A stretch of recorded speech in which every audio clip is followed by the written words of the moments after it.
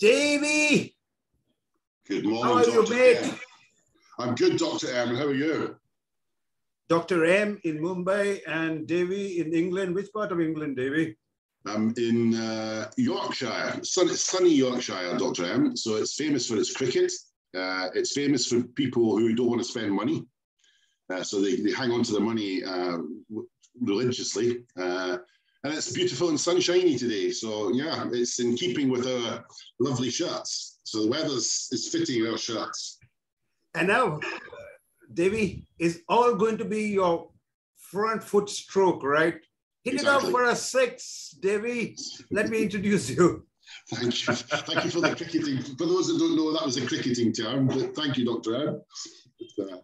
I need to introduce you, although everybody knows you. You're very famous, right? And I know what you're famous for, and all of us know you. Well, I don't know about that. This often happens, doesn't matter. It's tuning in. Dr. M's Vodcast, Davie Thomson, England. And that's your famous belts, right? Oh, you're going to talk a lot about that belt. So, Davie, you're on Dr. M Vodcast. It is video plus spot with video Vodcast, and you're on episode 24. I started this way back in September last year. And then you notice that it is only support a sustained continuous improvement process. The reason being that you can go take any path that you want of TPS, Lean Six Sigma, Lean Six Sigma, Toyota, yeah, that I said already. So theory of constraint, you can mix up all of them, TPM, you can call it whatever. But the whole issue that I found was with my 2 decades plus in this game and across, I found that we get a lot of good results initially. It's like squeezing a Turkish towel, right? And then you squeeze off the water, and then at some point, irrespective of the efforts that you put, nothing happens. So as Mark Deluzio would say, flatlined. So the entire thing is about support and sustaining continuous improvement processes. So that's your famous belts of Bullshido, and you're known for Bullshido. You're going to talk a lot about Bullshido, and that's the basic theme that we are going to talk about. No Bullshido, getting back to essence. I love this. I just love this. And you know what, Davie? We are going to do this in 2 segments. So the first part is segment 1. No Bullshido, getting back to essence. And you are here on Dr. M's Vodcast. Mate, take it away. Take it away. Over to me. Thank you for that, Dr. M. Let me just kill this screen here so I can get you back. I like to see your smiling face, Dr. M, and all I can see was me there.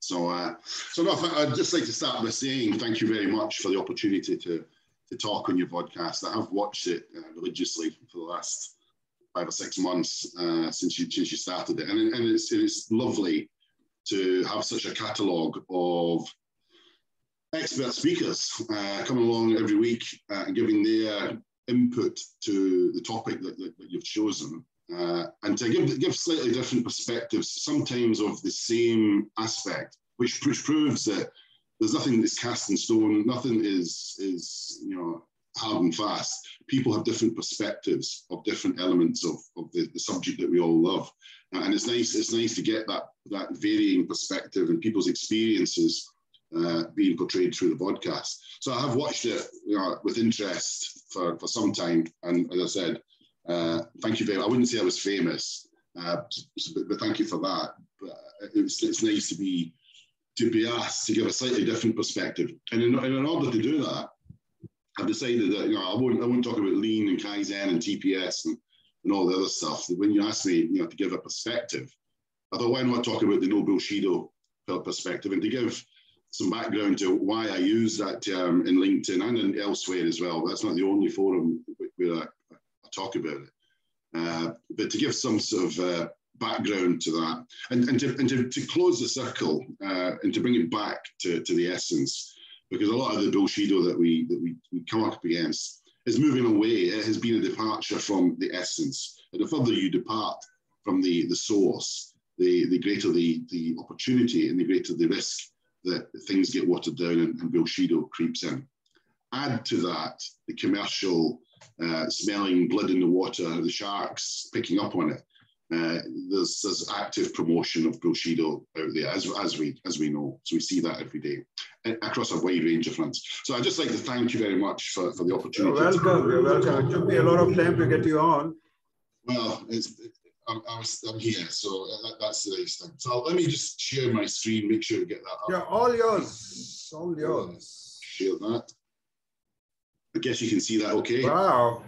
Sure. NOBULLSHIDO, a cycle of improvement. Davie Thomson, Pilgrim, July 2022, and you're with Dr. M. Getting back to the essence. Go ahead, mate. Great. Thank you for that.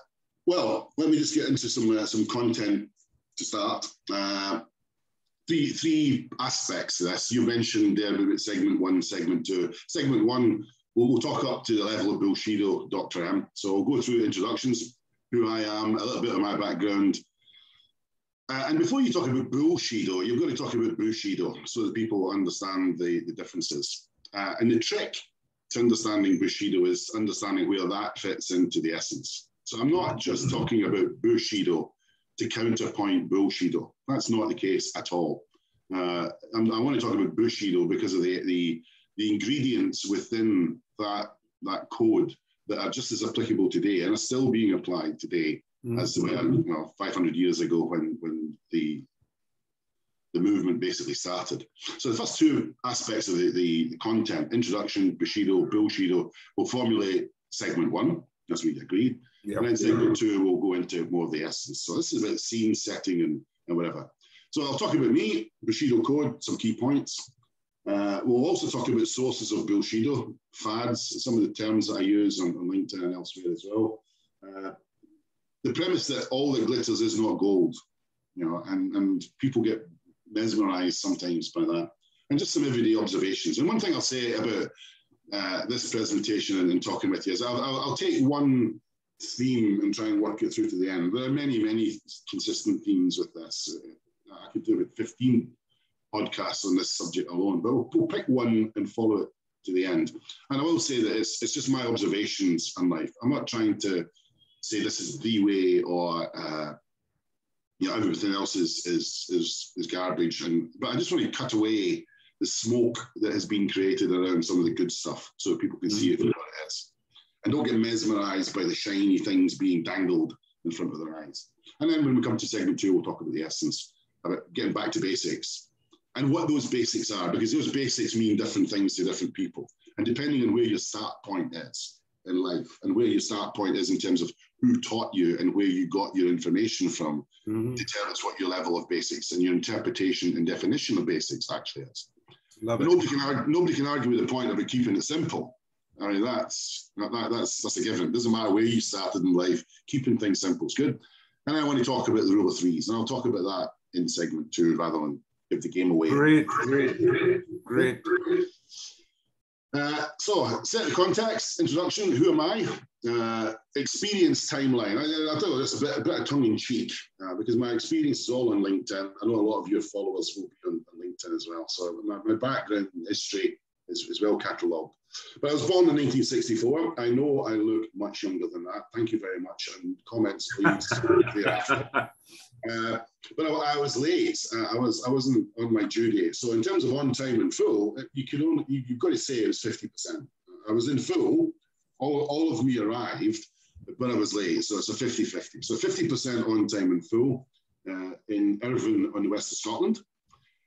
That's no big claim to fame because everybody in the west of Scotland was born in Irvine because that was the only maternity hospital on the west coast. So if you had a kid, you went to Irvine.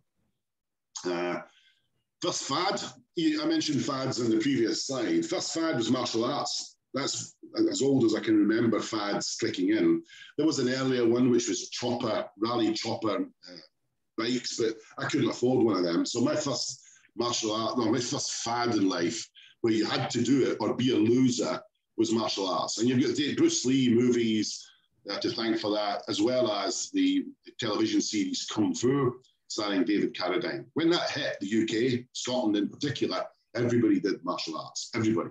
Whether it was judo, kung fu, or karate, you had to be doing a martial art.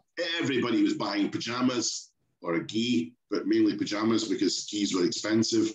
And that was it. That was the first fad. You were locked in.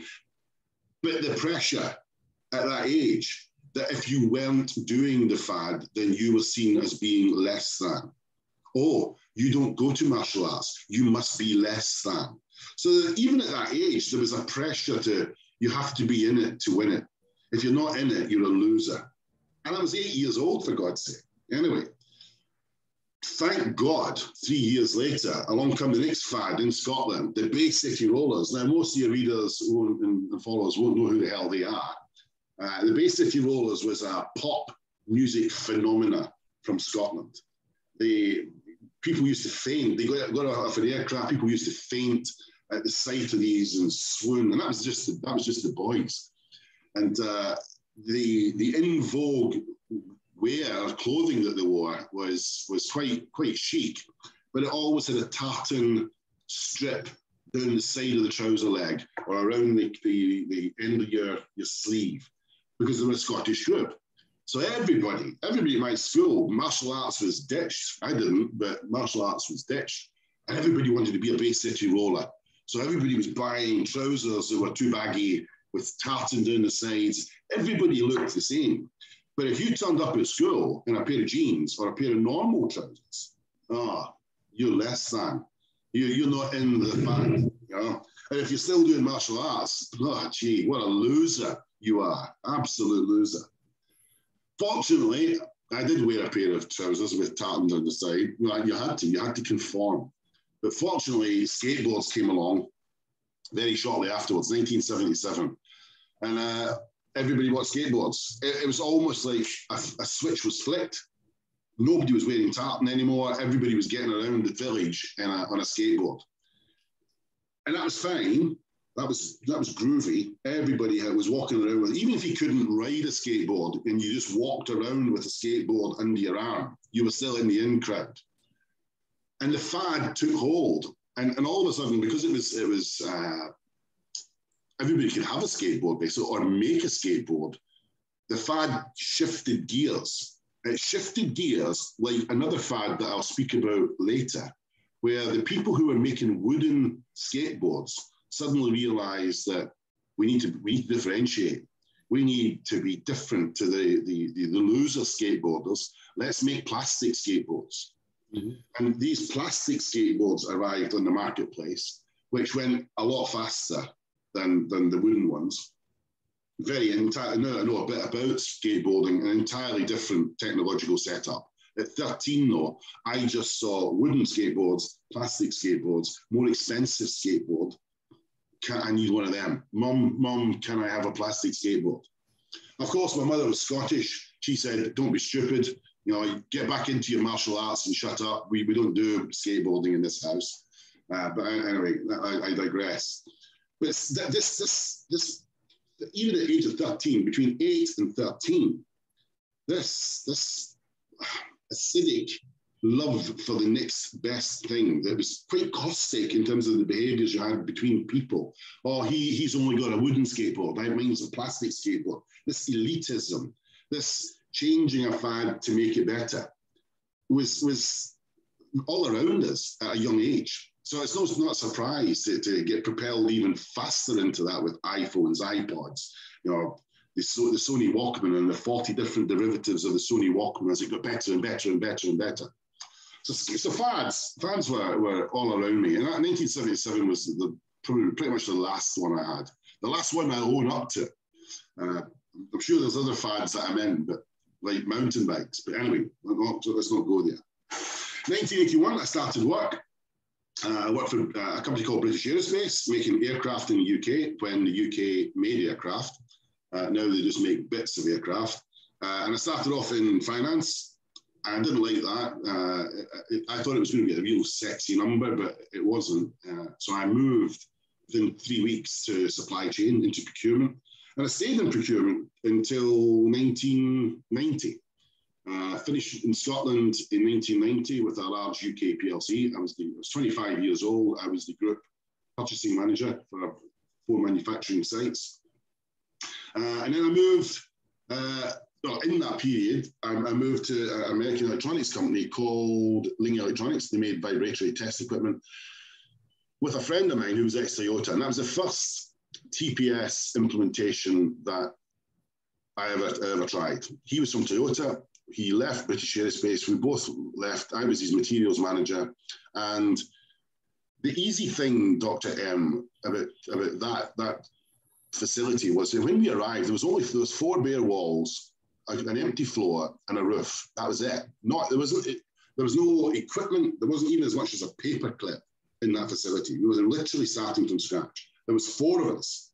That was one of the first batch of people to help get the factory set up. So implementing TPS, implementing a new idea was dead easy.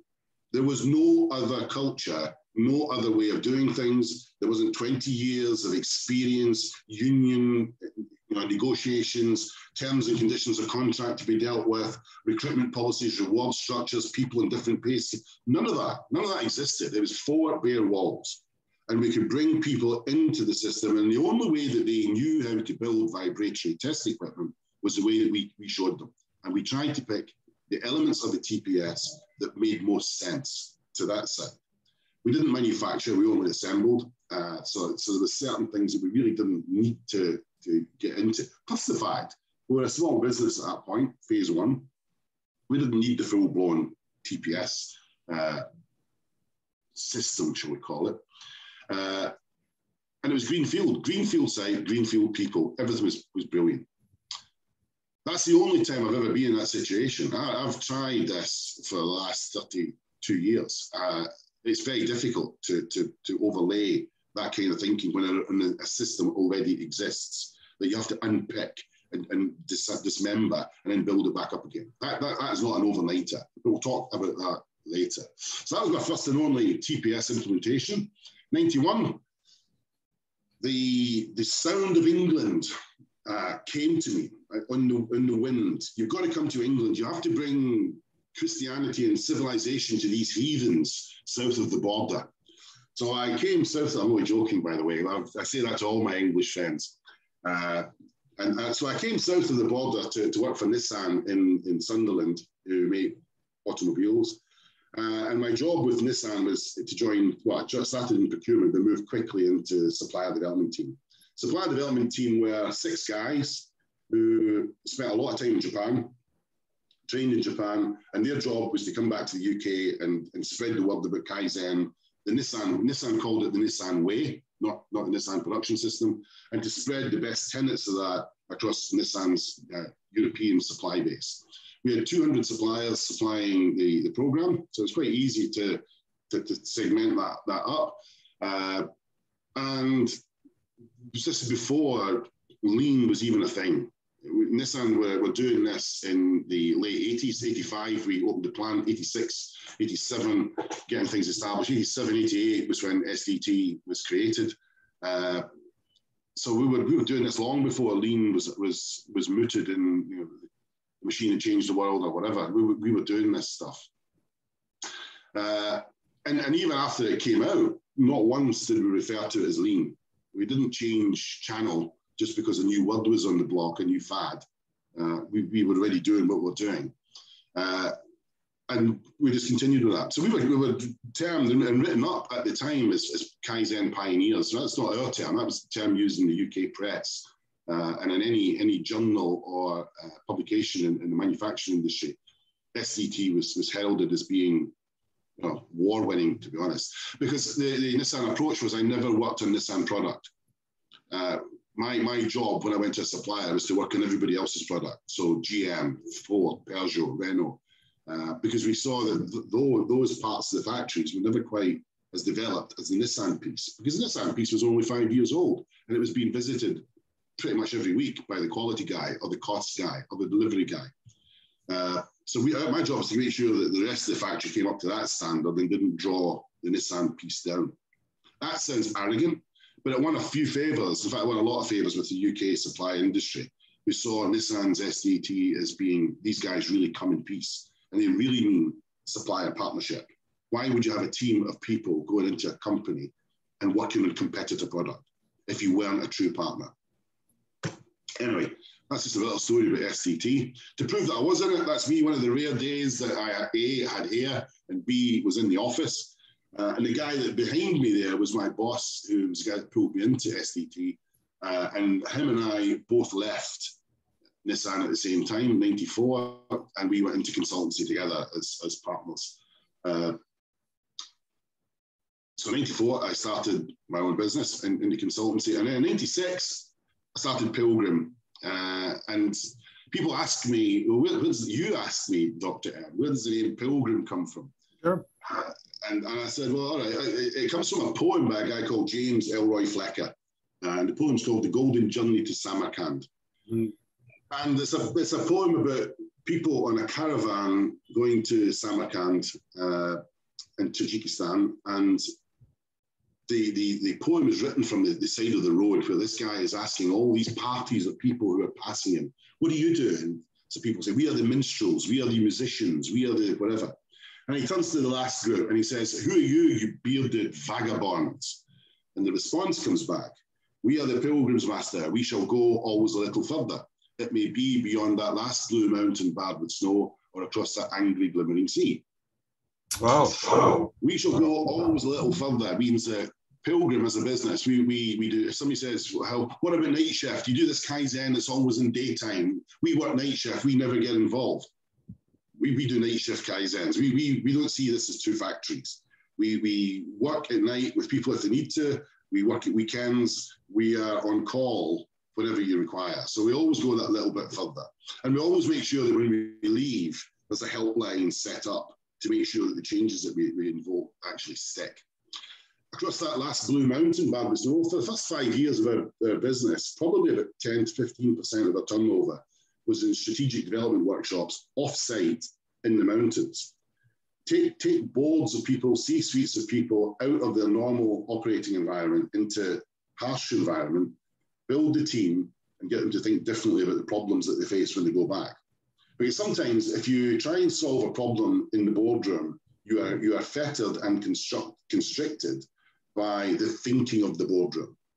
The same old paradigms, the same old way of thinking comes to the fore. And you're going to be at your most creative in the room that you've just had an interview in, or a disciplinary hearing, or whatever. Is that where you're going to do your creative work? Or if I take you up into the mountains and get you some nice food, nice feasts overlooking a valley with a lake, and build into the creative, is that going to be better? Well, yeah, I think so. So across that last blue mountain barred with snow, tips the cap to our outdoor development site. And across the angry glimmering sea, to this day, 40–50% of our turnover has always been export, other countries. We're a global company. We're small, and well, yeah, we're small, but we have a global presence, and we've global partnerships with other companies as well. So that's where Pilgrim comes from, and a bit about me. I love it. As well. While I was running this consultancy business, I also had a medical business where I was running first aid courses and whatever. I'm a qualified and registered clinical hypnotherapist, so I would be working with clients to eliminate phobias, confidence issues, whatever. But the thing that I'm probably most proud of on top of that was that for a long time, I was the medical officer for our mountain rescue team nearby, and I was the national fundraising and national procurement officer for Mountain Rescue England and Wales as well. So I had this all going on at the same time. I like to keep myself mentally active, even though you might not think that. So that's me. Bushido, the way of the warrior. Let me just come back to that. It says way of the samurai in the photo, but and that's how people see Bushido as the samurai. But actually, that was the samurai were like the gentry of the time. The normal military fighting man is what the word bushi means. Bushi means military man. So the way of the warrior. And I only say that to get people frightened and where's the context? We're not at war when we're in business. A lot of business strategy is exactly founded in military strategy, probably wrongly. But, you know, the Bushido is a good start point for what I want to do. And I'm not just mentioning this to counterpoint Bullshido. I want to take people through what this actually means. It's a code by which you live or you die. Mm. Failure in those days, we talked about this a couple of weeks ago, Dr. You know, failure back then, the part of the code was that you couldn't live with that failure and you would commit either seppuku or harakiri, which is the abdominal cuts, because you couldn't live with the failure. Now, I'm not advocating for 1 second that if your 8D doesn't work and you don't get to root cause, that you've got to go and fall on a sword somewhere. I'm not advocating that at all. But the complete and utter buy-in to the principles of excellence is the important piece here. Arguably, it's the foundation for respect for people. If you get the thread of respect for people and you follow that all the way back, where did this come from? You can take it right back to 1400, to when the code of Bushido was starting to be formed. And it changed and evolved many times over the 400 or 500 years.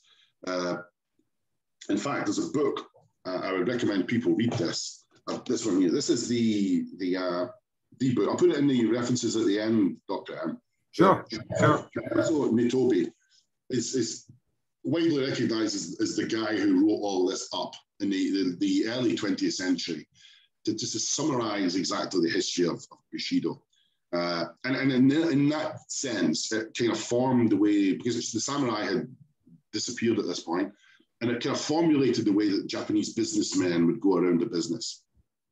So it has got its roots. I like to think there's a connection between respect for people and what we mean by that, and going back to the Bushido code. It's not soft and fluffy. When you start mentioning, oh, it's people. People sometimes get the wrong impression. Oh, it's soft and fluffy. It's soft skills. It's group hugs. No, not at all. This is hard and enforced. It doesn't need to be soft and fluffy to show someone respect. And certainly, there was not many cuddles and hugs being dispensed between samurai warriors. So I'll come back to that. It's founded in standards and discipline. The basic premise, when Ono says this, without standards, there is no Kaizen. But there is no, without standards, and fine, but unless there's discipline to conduct that standard, you're in trouble as well. And it's the same with the warrior code. It's standards and the discipline to follow the standard. One is meaningless without the other. And does any of that sound familiar? You know, it was formed 500 years ago. Let's just take an average, let's say 400 or 500 years ago in a form. And it's as strong today as it was then. What do we mean by the code? What is the code? Different ways of looking at it. There's some words that keep bubbling through in terms of whatever interpretation that you go for, but righteousness, doing the right thing, and having the standard that you know what's right, what's wrong, and justice going hand in glove with that. Being sincere, having courage, being bold in your conviction, having the courage of your convictions to stand. It's not about courage in adversity. It can be courage to stick to your point and to argue it through. Honor, to act honorably, not to be under the table or behind the scenes or whatever. Benevolence, to show kindness. Loyalty, I'll talk about loyalty a bit more detail later. Respect, it's a given really. And then self-control, having a good grip on one's own moral compass in terms of self-control. I love this. Yeah, so, I read it from here. It is righteousness, sincerity, courage, honor, benevolence, loyalty, respect, and self-control. Amazing. Yeah. Amazing. And if you, so I'll just quickly put these up, because I've taken some of these, and I've taken some from Nitobe's. Nitobe's the book that I read some time ago, which is why I referred to it. If it's in blue up there, for me, that's an underpinning principle and value for respect for people.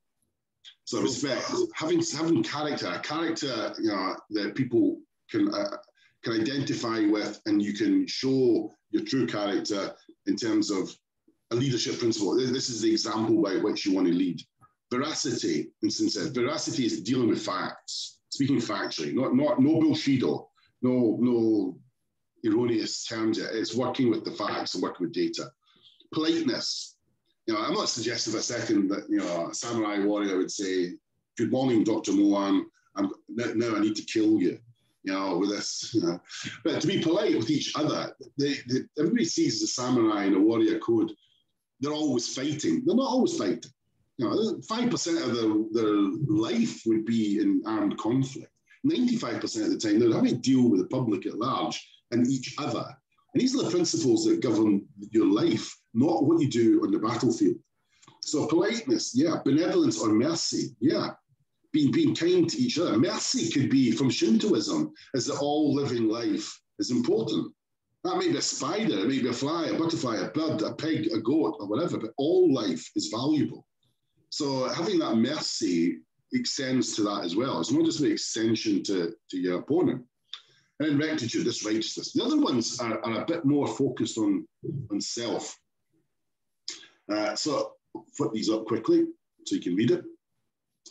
So I picked the ones out. Some of these terms are not what you expect from a warrior, but that is what makes it important for the future. Some of these aspects, as I mentioned, are aimed at yourself. So honor, loyalty, courage. Courage can be extended out, but generally it's something that's within. Certainly, lack of courage is an internal self piece. Loyalty is a feature that is very, very personal, and it reflects in every direction, not just upwards towards your boss or the organization or your shogun or whoever, but loyalty to your peers, your teammates, your colleagues, loyalty to the people who work for you. And this is an essence of respect for people, but this loyalty has been kind of misbranded as being loyalty to the company, loyalty to the above, when really you need to think about loyalty to all aspects of that. But we'll talk more about that one later, because for me, it's the missing ingredient in all of this. I can demonstrate, features that exist across all of them, but loyalty's hard to grasp. It's like grabbing a greased eel. What does it mean? It means because it's personal, it means different things to different people. So some key takeaways then from that introduction. The Bushido Code, slip of the tongue. Bushido Code is the foundation stone for leadership, at least as written by Nitobe and how it formed into Japanese management practice in the early 20th century. Let's move on. Why is that not doing that? Bushido formed the basis of Japanese management structure in the early 20th century, and still to this day, there's elements of it. Whilst Bushi means warrior, it can easily apply to leaders or managers, supervisors, C-suite, CEO, managing director, whatever. The essence is not about the word warrior, it's about the way. It's not the Bushi that's the main part here, it's the do, the way. But more importantly, it applies to everybody in an organization. Everybody can demonstrate Bushido, the warrior spirit, those tenets that we've just described: courage, loyalty, self-respect, self-control, righteousness, honesty, and projecting a sense of self-worth. That is, for me, a major, it's not the only part of the essence, but it's a major part of the essence. And when we talk about why do programs fail? Why do 90%, there's a quote the other week, 90% of lean transformations, why do they fail? Well, I think some of this could be instrumental in that failure, is that we don't concentrate enough on the soft aspects of the way, the behavior patterns that we need to undertake as part of the way. We just see things through the kaleidoscope of its tools. We need to apply the tools, and the tools will get the KPIs and we're done. How you conduct yourself, how you set the tone, how you set the pace, the style, and effectively the culture is the all-important piece for this. If you don't have a Kaizen culture, you're going to really struggle to apply the tools. And a lot of that is in changes of behavior. So that's part one, segment one, talking about Bushido and me. Yeah, that's good. And I like this concept we talk more about in the segment 2, or we want to carry on the part 2? We want to talk more about Bullshido. What I like about it is the concept of warrior. Somehow when you said warrior and you said everyone, everybody at all levels, there's something, it's warrior sounds more an aggressive person, but the minute you say everyone and whatever you mentioned over there about politeness, etc., there's an amount of caring that is involved. You care for yourself, you care for the organization, and then you're willing to take up arms to ensure that it is sustained. And there's an amount of caring in that word warrior. That's the way I mean, that's what resonated in me. Normally we associate warrior with somebody who's aggressive and right to pull out the gun or the thing, but there's a lot of caring involved in that, because you don't fight for something that you don't care for, right? Exactly. No, exactly, 100% right. But the other thing to expand out on that is that people perhaps see warrior as being an expansion of the word war, and that the war is the peace, which it is. But we're all at war. We live in troubled times. Every single person on the planet at the moment, well, not every person, there's an elite few who perhaps who sit above this. But in general, with the pandemic, with the conflict that's being undertaken in Europe at the moment, everyone is feeling a rising cost of just living, of existing on the planet that we all love. We're all in conflict. We are all at war with the situation, not with each other necessarily, but with a situation. We are all having to find ways around problems that didn't exist 18 months ago, 12 months ago, 6 months ago. We're dealing with rising fuel costs. We're dealing with food shortages. We're at war. We're a different kind of war, but nonetheless, we are having to get through that in the best way. Wouldn't it be nice if towards each other we adopted some of those principles to help us get through the war that we are in? So instead of bitching and fighting with each other, we've already got problems. Falling out with each other about politics or religion or whatever, it really doesn't means jack at the moment if you can't put food on the table. So, we've got food banks, we've got shortages of people in the hospitals. We've got shortages of drivers moving stuff around the various countries, because after the Great Resignation, people are finding it easier to drive Amazon transport than to actually work as a security guard in an airport. So we've got huge queues now in airports for people to want to travel and cancellations of flights. That feels like a war to me. So wouldn't it be nice if we just showed a bit of compassionate Bushido leadership principles to each other, a bit of respect, a bit of self-control, a bit of compassion, a bit of empathy, just to get ourselves through that, because we'll only get through it together. No one party is going to make a breakthrough there and be successful. We do need to work as one big collective team. I understand that, and I think we should do that. Look at the way that the nature is treating us, with all the calamities that is created by nature, which is, for a part of it, is created by us. Mm-hmm. And if we work together as a warrior, we've got to face that part of it too. Mm-hmm. Yeah, exactly. I mean, it's tough. It's a different subject, Dr. M. We could have another podcast just on that one point. But I think for me, it's not about the 5% armed conflict. It's about the 95% just dealing with each other. That's where the spirit of this whole thing. And don't get me wrong, by necessity, there are people, and I know a lot of them, who are at war, real war, a lot of the time. And I'm not trying to suggest for 1 second that they're more or less or different warriors to everybody else. Not one piece of that at all. But just in terms of how your rank and file person in the street, just Joe Blow, normal person, normal woman, they've got conflict to get through every day. We have challenges and problems to face every single day. Sure. It's not necessarily a war. I'm not trying to discredit that at all in the horrible nature of it. But everybody's got their own story. Everybody's got their own pressures and problems. And I think some way this way of thinking, this interfacing with each other along these principles can maybe help the situation. I might be wrong. I might be totally naive, but hey, got to try somewhere, haven't you? You got to start. Yeah, it's a pilgrim. Exactly. So that was Bushido, and that's a subject in its own right. Bullshido is a subject in its own right, totally.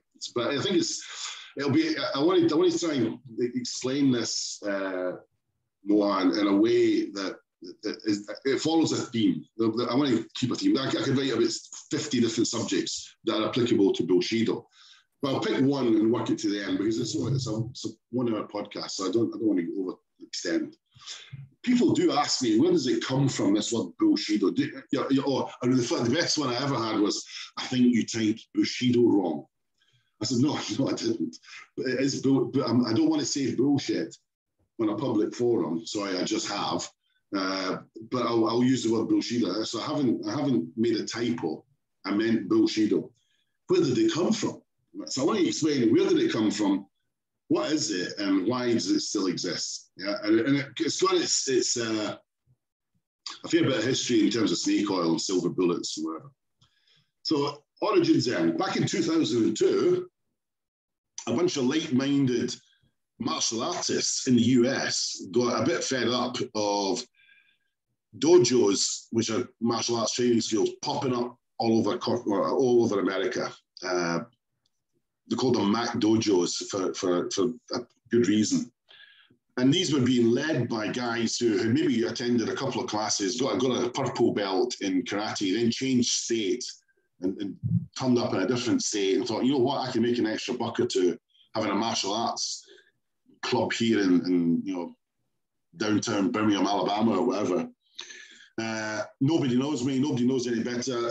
Throw away that blue belt, on goes the black belt, and you're teaching it, and they'll put a spin on it. So instead of traditional Shotokan karate, it'll be Bushidokan, karate or whatever, with a couple of extra techniques. And these guys started to call it out, saying that's just total Bushido. They coined the phrase Bushido for martial arts, calling it total fakes, watered down methods. Key guy, this guy's still alive. Key guy amongst this is Ashida Kim, the ninja hands of death. He can lay his hand upon you and you'll just die. So for God's sakes, if you ever meet this guy, never shake hands. Always just bow from about 10 meters away. But Ashida Kim, real name Radford Davis, but Radford Davis doesn't sound black belt enough, doesn't sound mystical enough. So you've got to give yourself a Japanese name. You've got Japanese names sell. So you've got to call yourself something different. So he ditched Radford Davis and became Ashida Kim. And when he gets his mask off, he's just a normal American guy, just a normal dude, but he trained under a guy called Count Dante. More of him in a second.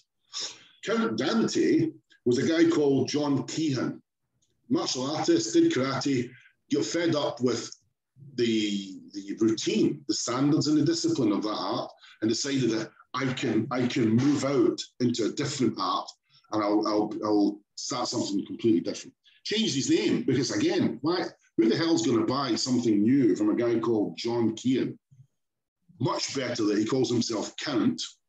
No magical title evoked it at all.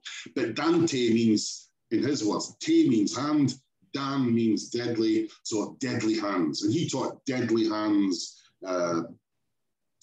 martial arts. The touch of death. He was a proponent of dim mak, where I touch you with one finger, you're dead. You're dead. Yeah, I literally see it, so I can't shake hands with you because you would die.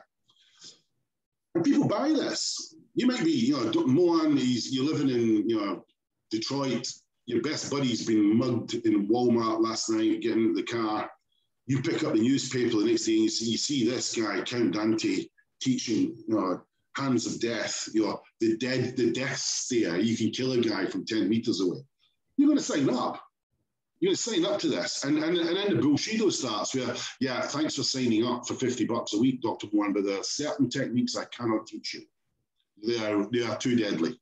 They're way too deadly. So I'm going to teach you this watered down bullshido. And someday, when you achieve mastery, maybe perhaps in 30, 40 years, I will take you to my master in downtown Okinawa. We will sit naked under a waterfall for 16 hours and absorb the righteousness. And then you will be a proponent of dim mat. And you'll get your belt, my son. We'll give you a belt to go with that. So all this bullshido, this changing your name, coming up with something that's going to be a bit different, preying on the unwilling or the unknowing and the naive in the world. People who see that go, wow, that has to be better than karate. That has to be better than kung fu. That's even better than Bruce Lee. And I've seen Bruce Lee movies, but this guy must be better. Read what he says. The world's deadliest fighting arts champion, having killed 3 people in underground fight to the death competitions in Thailand and in China. Can you prove it? No, it was there's no proof to this bullshido. The one time that Count Dante attacked a different dojo in the town that he was in, it's called the Dojo War. And him and the guys from his dojo, all taught with deadly hand technique, attacked a peace-loving dojo one night in the same town. And his best friend was killed. So that shows you how deadly hand technique his was. It's just totally crazy.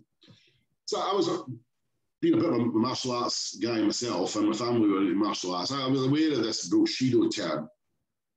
In 2008, it overspilled. The guys in the US started calling out any form of BS. It wasn't just martial arts, it could be politics, religion, rights, whatever. If you had something that you felt, that doesn't smell right, I'm going to call it out.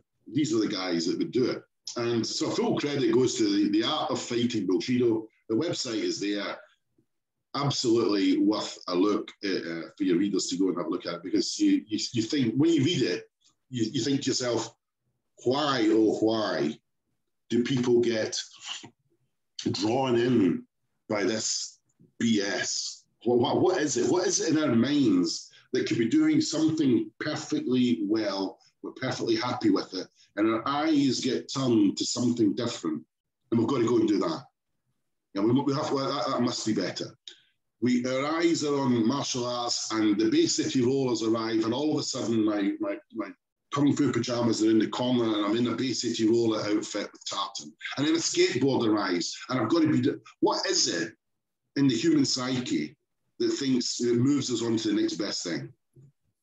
Because that's the essence, or that ingredient is the thing that I find problematic when we transfer this across. And at that point, I thought, there's correlations here. The same type of thing is happening in corporate initiatives, Lean, Six Sigma, whatever. So what is corporate bullshido? I'll flip through these, and then we can have a talk about them.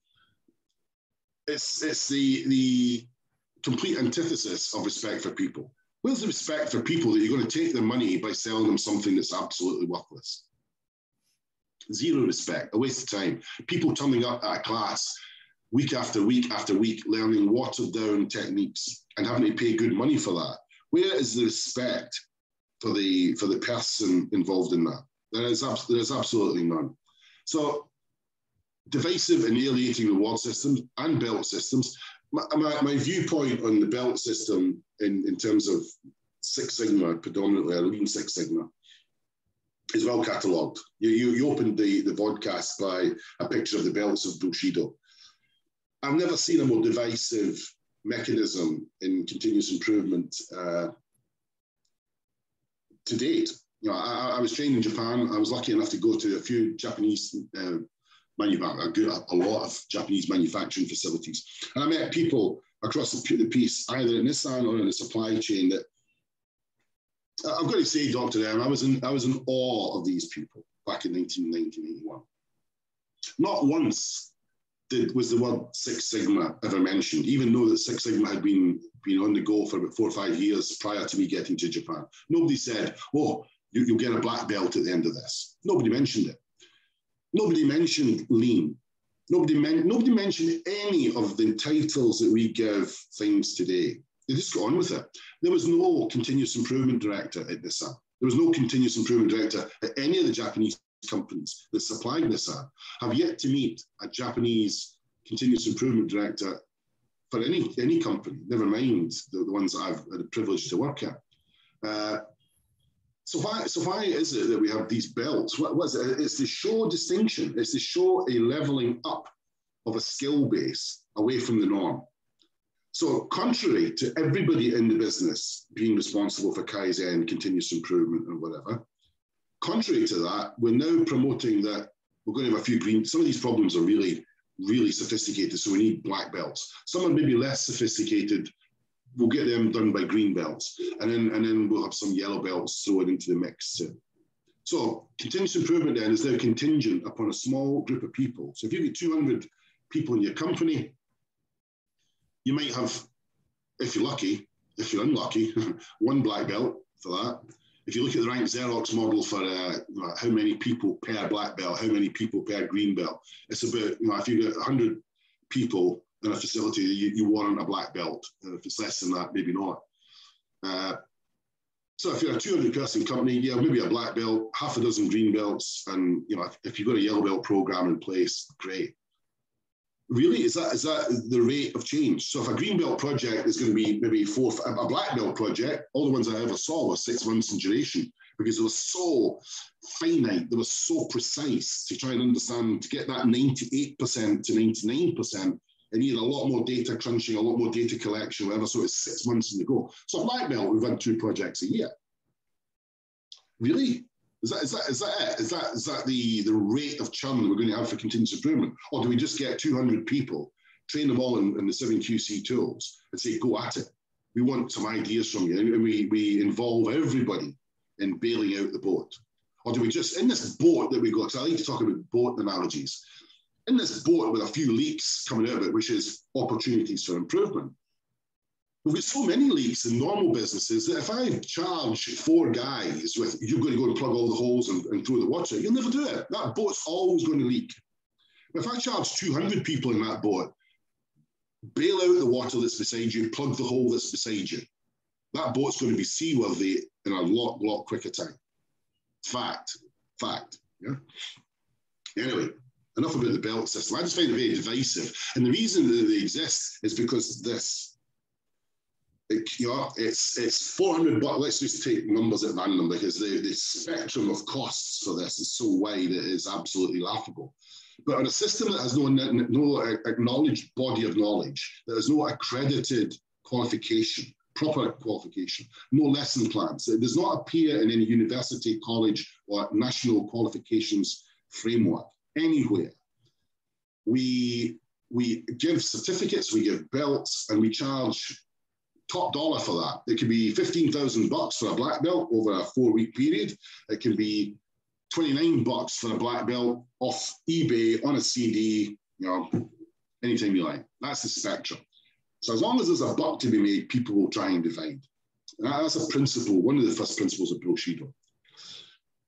Bonus systems. I'm not a great fan of bonus. I'll go through these and I'll let you read them up to M.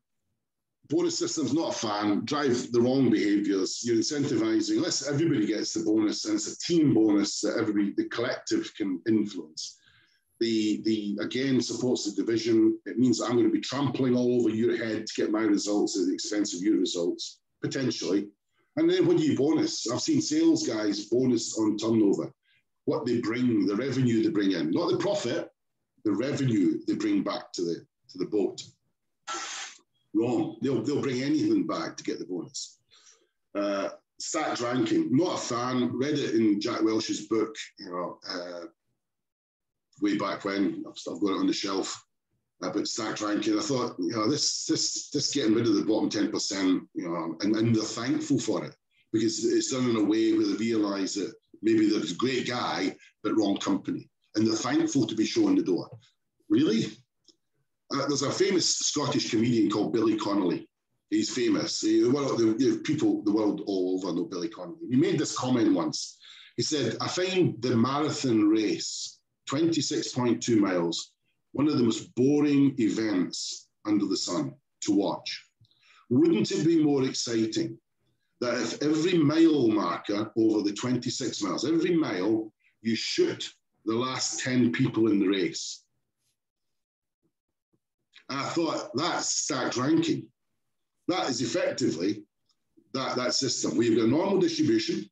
I look at my team of people, and by the laws of the company, I can't have more than X number of people in outstanding, and I've got to place them in the curve, even though they may be outstanding. I might only be allowed to put 2 people in my team in the outstanding slot. So therefore, if I've got 3, I have to do Sophie's choice and pick one and move them back one. That's bullshit. That is utter. I was in that situation in my last company. Utter bullshido. Total bullshido. And I will never back off that point. And I didn't, probably to my own cost. But anyway, that's bullshit for me. Fear-based cultures. Come in. My door is always open, but don't come in, because you might not like what you hear when you get in. Being in companies and cultures like that as well. My door is always open, but not if you've got a bloody problem. Don't come in and have a coffee. Tell me how good we're doing. Tell me how good I am. But don't, for God's sake, come in and give me any of your bullshit problems. I'm not interested. That's an element of fear. That is a fear-based culture. People just see the doors. I don't even want to go in to tell them something positive. It's not worth it, because it could turn. That could turn in a sixpence. So I won't go in there. Benchmarking. We had this conversation the other day. Benchmarking had its purposes, I guess, back in the 70s, the 80s when it started to come out. But really, who are you going to benchmark? Which one of your competitors is going to be benign enough, dumb enough, stupid enough, open enough, brave enough to let you in and understand exactly the secret sauce that they've got that's going to make them world beating? You're then forced to look at the what's. Let's look at KPI. Oh, Amazon have got a great return on investment. Okay, how do we emulate that? The how is space cadet stuff. You'll never get that. You'll see the what. Deutsche Bank, fantastic number of ideas per person per annum. How do we emulate? Don't concentrate on the what's. This is the problem with benchmarking. It tells you what they're doing. It doesn't tell you how they're doing it. And unless you can solicit people to join you from these organizations, it's a bit of a bullshido exercise. And because it then manifests itself into the strategy deployment process, where you pluck competitor analysis, which is based on the information that they want you to know, into your system for developing your strategy. And really, it bears no resemblance to what you can actually achieve. So that's for me why it's bullshido. I can never get my head around this, why in the troubled times that we're in, CEOs are still on average getting 40 times more than the guy at the front end who's creating the value. That's bullshido. And I can't get my head around why CEOs who can control a loss. I mean, we were going to make $1 billion loss, but then we recruited Moan, and Moan only managed to lose us $500,000. And that's a success. Moan's, way of working, your style, your methodology, your insight, your industry insight saved us from making $1 billion loss and turned it into $500 million loss. So therefore, you get a bonus. Really, that's just absolutely nuts. That goes back up to the first one, the bonus systems. I can't get a new toilet roll for the toilets. I can't get a new chair. I can't upgrade my system from Windows XP to Windows 10. But you're sat there in a £1 million bonus this year, and it's bullshit. You've driven in another brand new company car, and I can't get a new chair for my to sit on. Been there, seen it hundreds of times. Stakeholder imbalance. When you're driven by Wall Street or the FTSE or the Fortune 100, not Fortune 100, but the Dow stock clearing houses or whatever, the driver for shareholder, not stakeholder, shareholder return can offset, completely the wrong behaviour patterns. Mark talks a lot about this in his trinity of the stakeholders: employee, customer, shareholder, and in that order as well.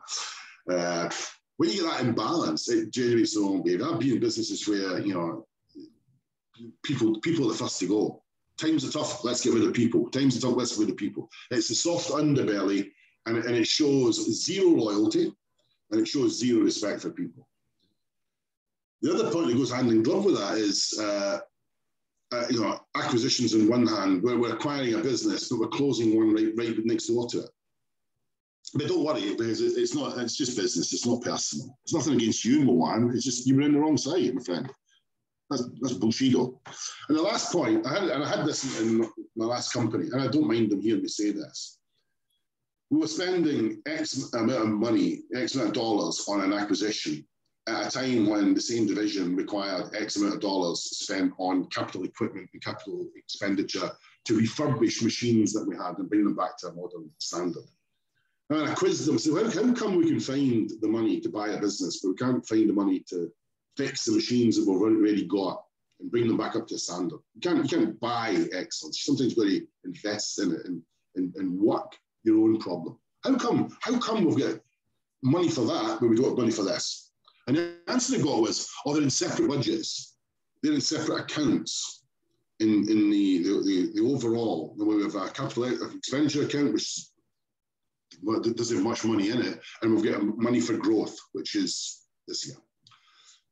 And it was one of the first times I used the word bullshit. I said, that is utter and total bullshido. That almost defines bullshido. What do you mean? I says, well, when you go out on a Friday night to the pub and you've got £50 in your left pocket for your drinking money, and you've got £50 in your right-hand pocket for your taxi home, at 11 o'clock at night, are you telling me that those pockets don't get interchangeable? And the guy looked at me and said, no, you've got a point. I said, it's all company money.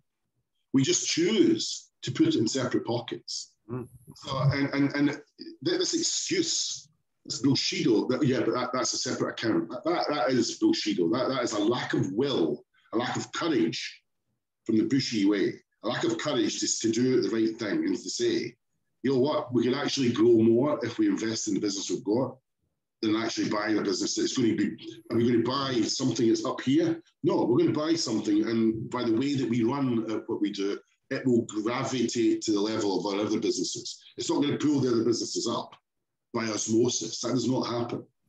So that's, for me, was bullshit. There's tons of examples of that corporate bullshido. I'm going to just put this up so you can see it, and then you have a read through.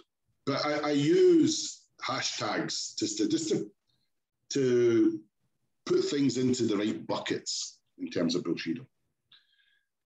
A watering down from the original thinking is bullshido. What I found in martial arts was the further away you are from the source, so the number of levels of people who are not Japanese between you and the source in Japan can often determine the quality of the teaching that you get. And I was very fortunate, Deluzio, very fortunate that we were taught firsthand by Japanese guys. I spent a lot of time in Japan on 2 occasions. And they punched it into me. So I go on. So am I. Yeah, and you, mate. Yeah, we went to mine. Yeah. Exactly. In fact, I said this to you the other day, that Masaki Imai refers to my sensei, Takahashi, in his book, Genba Kaizen. So our sensei knew each other as well more. Yep. So it's a nice connection there. But we were lucky that we got it firsthand. So there was when he said something, there was only one separation. I understood exactly what he was telling me. And he told me enough till it went in, and I understood it in the Japanese way. The more you break that down, when it comes through 3 or 4 levels, and you find that somebody else was trained by somebody else. We take shortcuts. Do you really need to do SMED in 3 days? Can we not get that down in 1 day? That's Kaizen, surely. Yeah, but the video is going to take 6 hours. We want to get a 6-hour changeover down to 10 minutes. I'm going to have to video the thing. That's a day. Then we have to analyze it, which is we have to look at the video and go through it and do our multiple activity charts and really apply it's 3 days. So, but if you actually know that in your plan, do, check, action that you do before any Kaizen event, you know that's going to be 3 days to do that again. There might be some SMED events you can do in a day.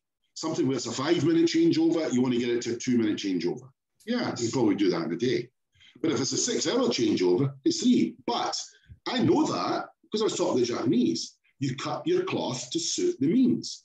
If it needs 3 days, fine. It needs 3 days. If it needs 1 day, fine. It needs 10 days because you have to wait 4 days for something to cool down, or fungus or whatever.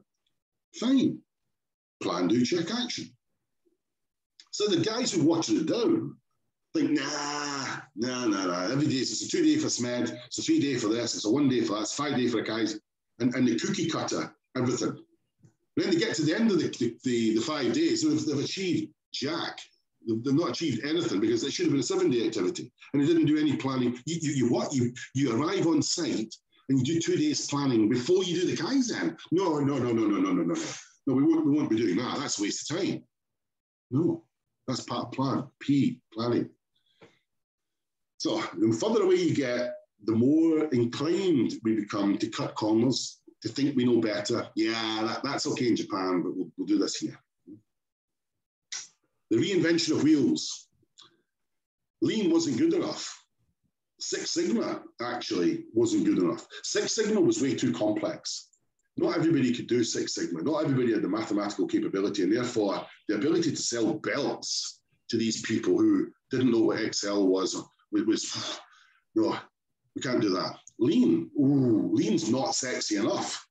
What happens when we need to do super duper problem solving or whatever, and the 7QC tools doesn't do it? I know. Let's invent Lean Six Sigma.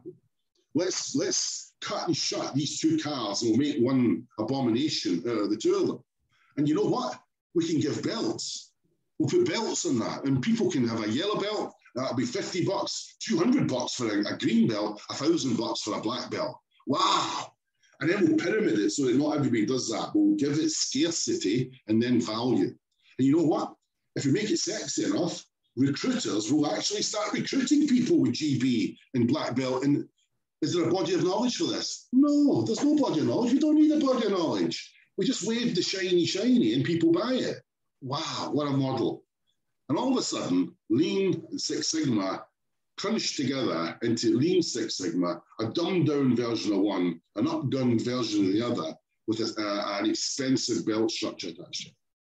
My observations only. There are other alternatives out there. But that's what I mean about reinvention of wheels. For goodness sake, And if you take it right back, TQM, what did TQM do? It gave us quality circles. It gave us, a myriad of different ways of policy deployment was in there as well. There was a myriad of tools that we're reinventing. So when things run out of steam, we tend to reinvent it. Snake oil solutions, exactly that. It's a relabeling of old approaches. So TQM, industrial engineering, work study, method study, time study, organizational research, operational research, organizational development, all of these become something else, and we call it a fad label. We give it a new label. All the tools, all the techniques, even some of the thinking, if you laid it out in a car park in front of you and didn't label it anything, you would be inclined to pick the tools you require to do the job. You wouldn't even think, well, this is a lean tool or this is a statistical tool. You would just pick the right tool for the job.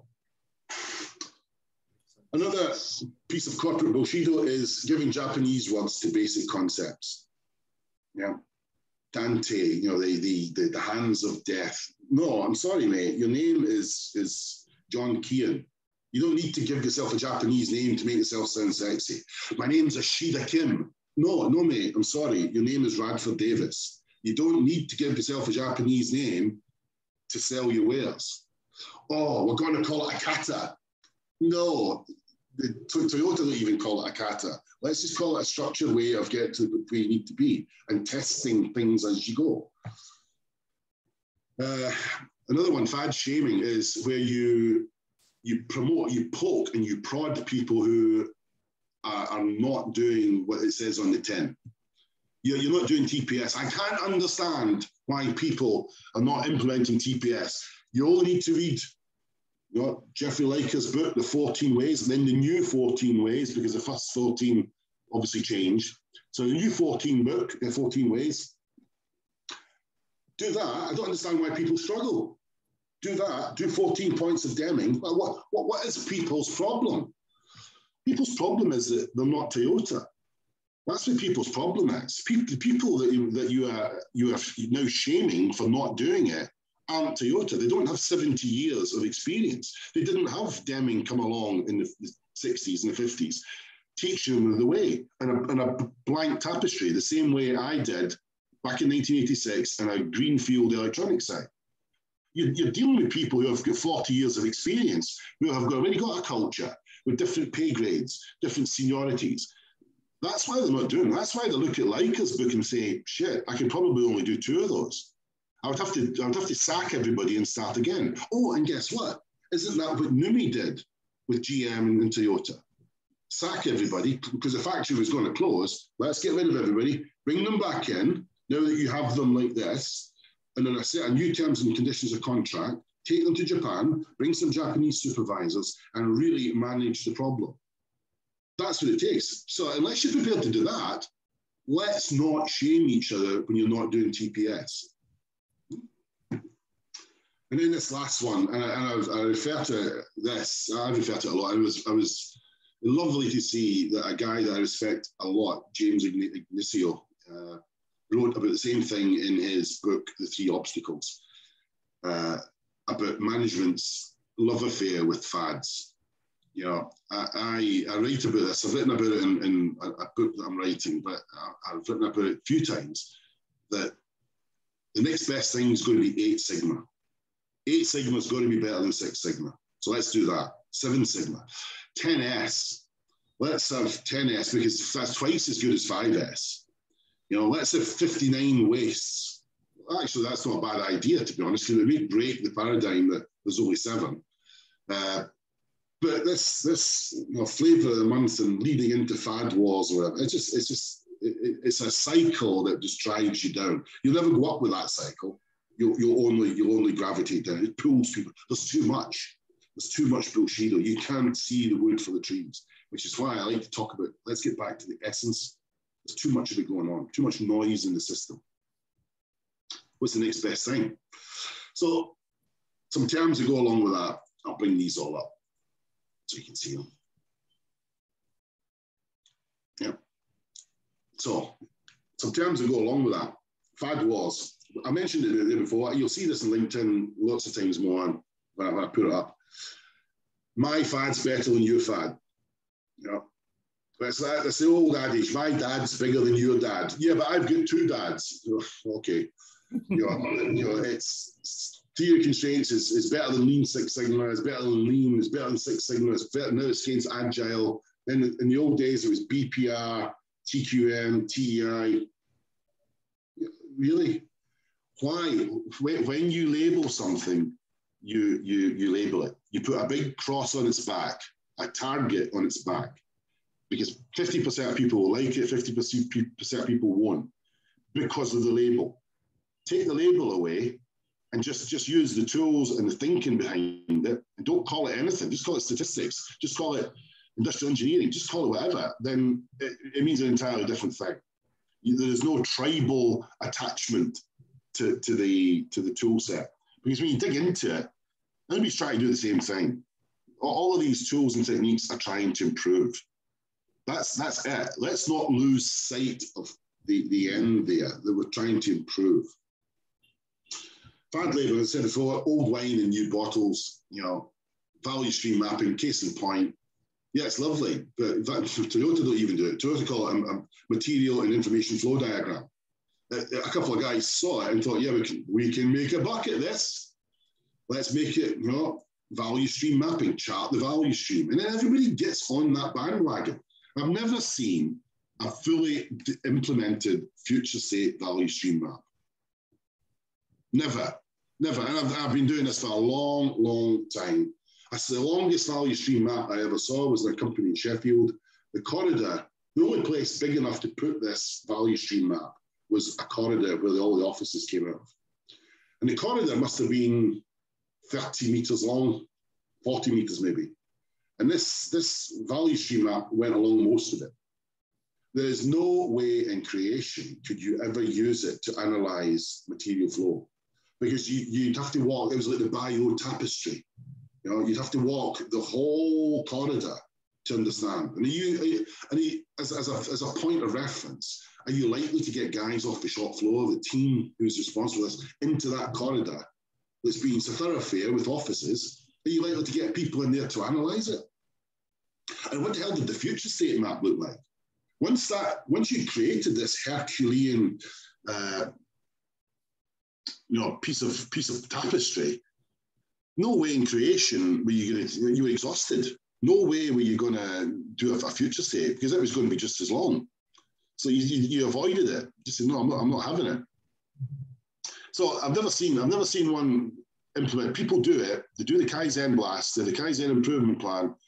But the ability, because when we pick the royal train, we pick a product that is indicative of what we want to look at, and then all the other products we make are subservient to that product. And people say, well, what about this product? That doesn't follow that value stream map. It goes outside for plating, then it comes back in. So how is that value stream going to handle this? Yeah, so I've never seen it done 100% the way it should be done. People will find ways to do it.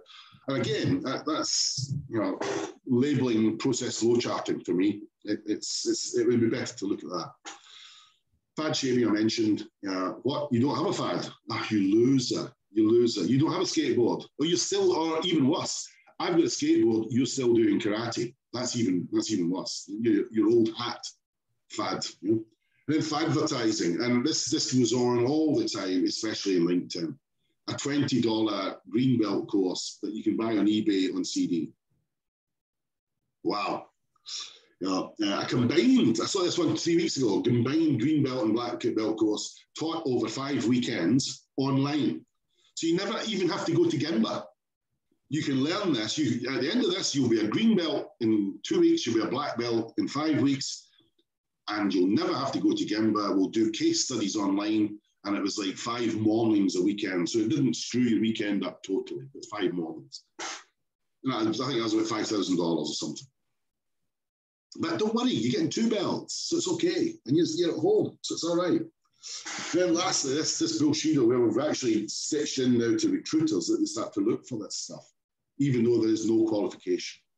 They are, and this is what causes the lie. The Bullshido lie for me is that CEOs, HR directors, whatever, they know that there is no such thing as a body of knowledge. And when this green belt comes in, they might get to use that green belt once or twice a year. They know that, but they'll still recruit for it.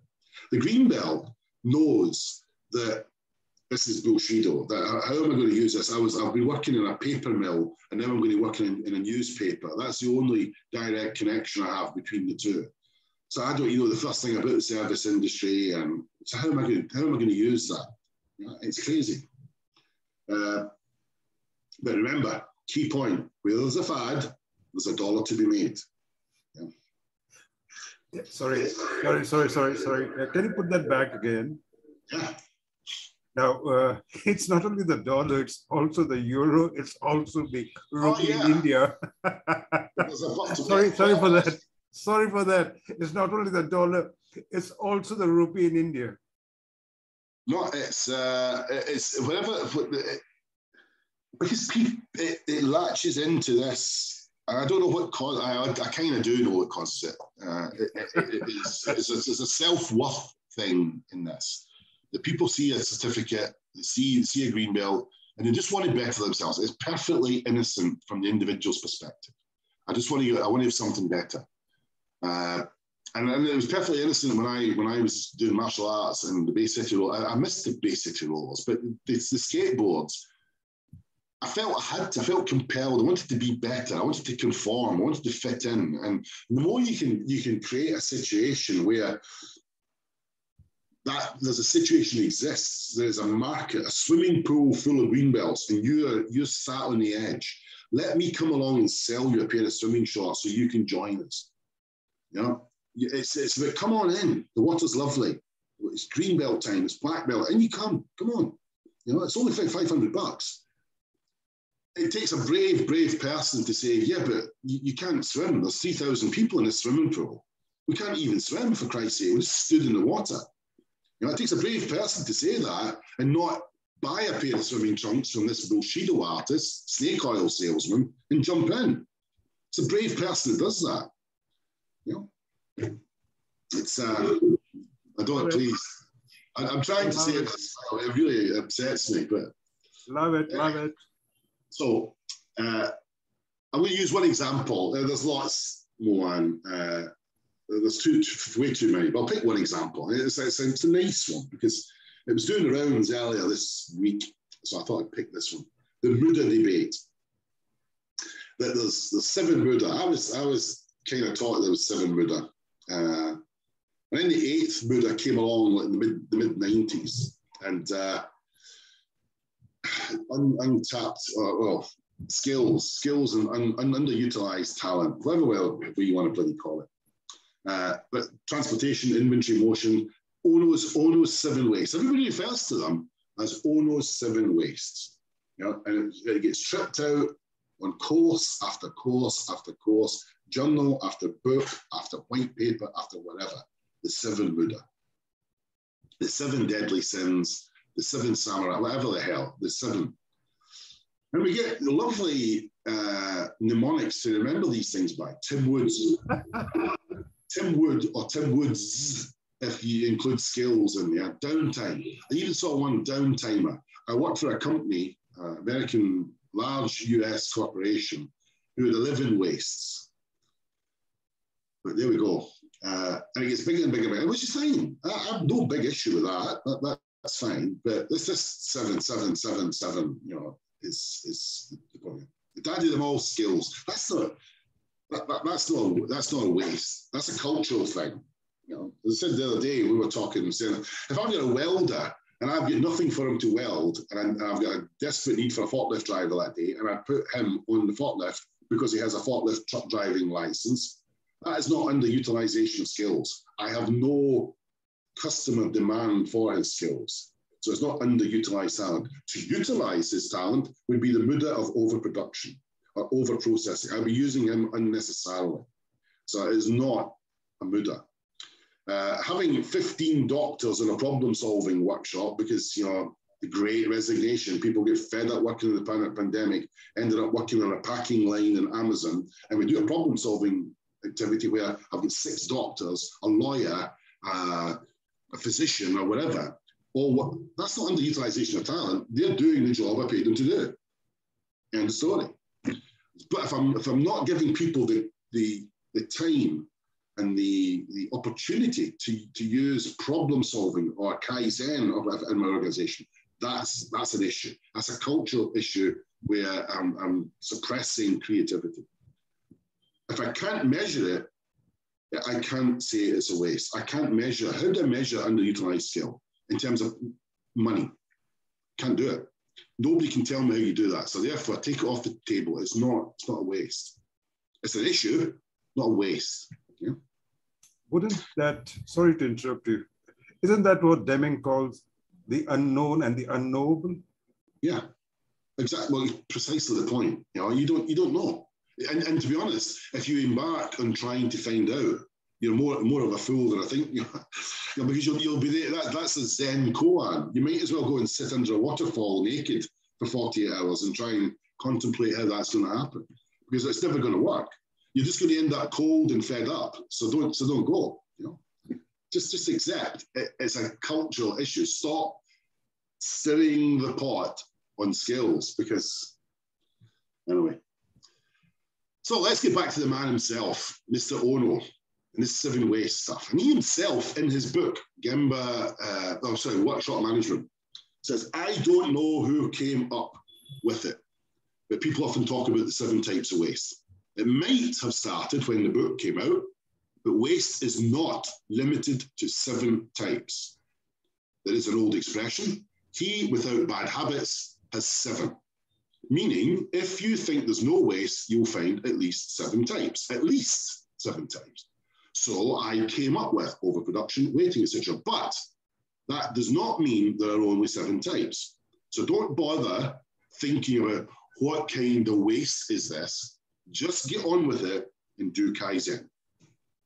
That's the key point. Cut the bullshido, just get on with it and do Kaizen. Nothing more to be said. Thank you, Taichi, for that. That's all I need to know. Just get on with it, do Kaizen. However, from 73, another guy, Mr. Hitoshi Yamada, in his book, Forging a Kaizen Culture, sorry,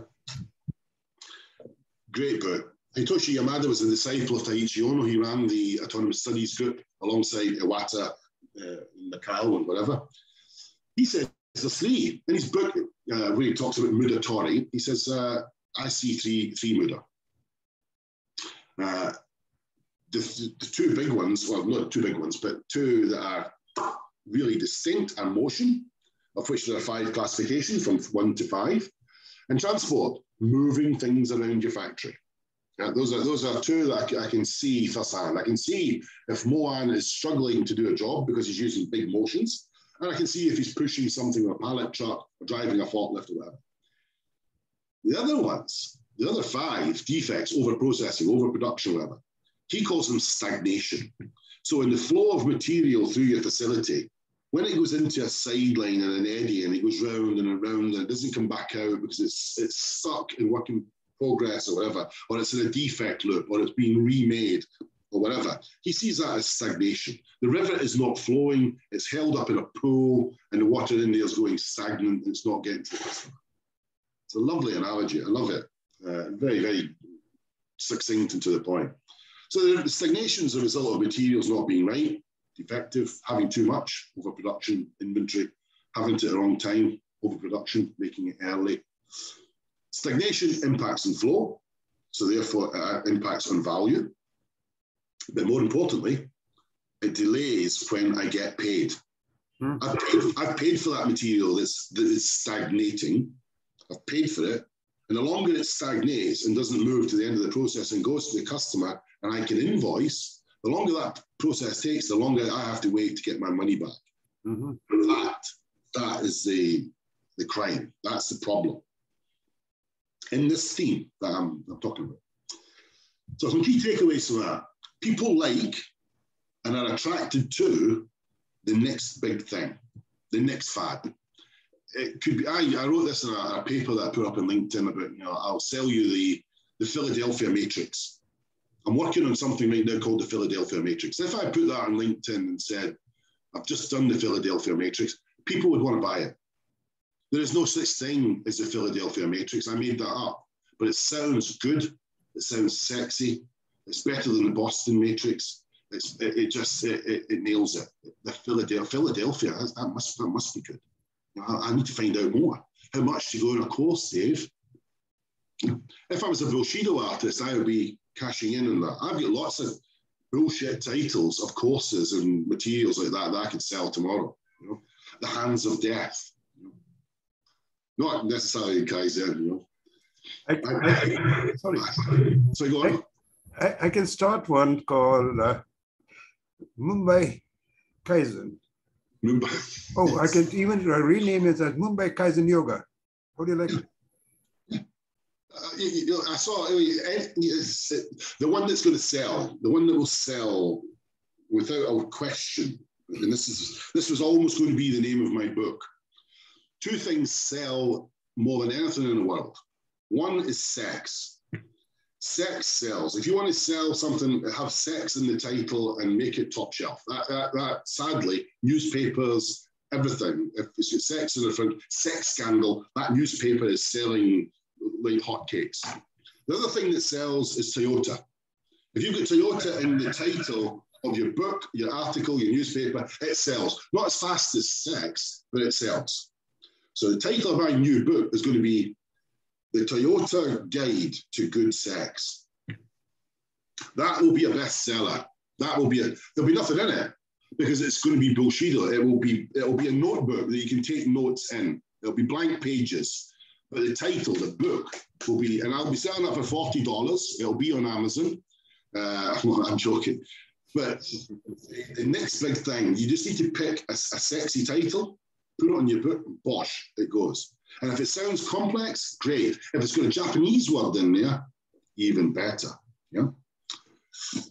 Anyway, sorry, I'm being facetious, but I didn't mean to be. So, TQM, and there was nothing wrong with TQM. I don't know why we reinvented that label, but anyway, management by objectives, business process re-engineering or redesign, total employee involvement, and there's a myriad of other TLAs, three-letter acronyms.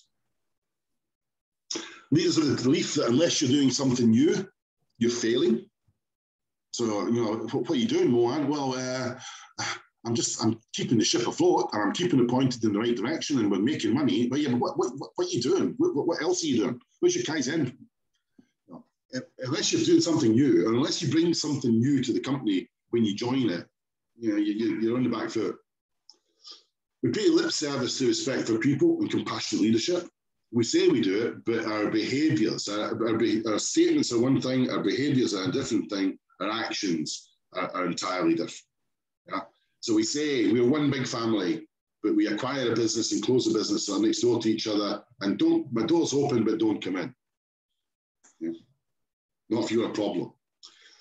And there are people who seek to prosper in that confusion. Consultants, people like me, I don't seek to prosper from it. I try and call it out, but there are people like me, consultants, that say there's money to be made in a fad. Academics who have never actually been on a shop floor, who have never actually been in the shoes of a supervisor or a production manager who reads this and says, how the hell have these guys never heard of the word union? You know, how can I do this? Yeah, it's lovely in this book that cost me $30, but these guys are living in an alternative reality. They've never walked in my shoes. Yeah.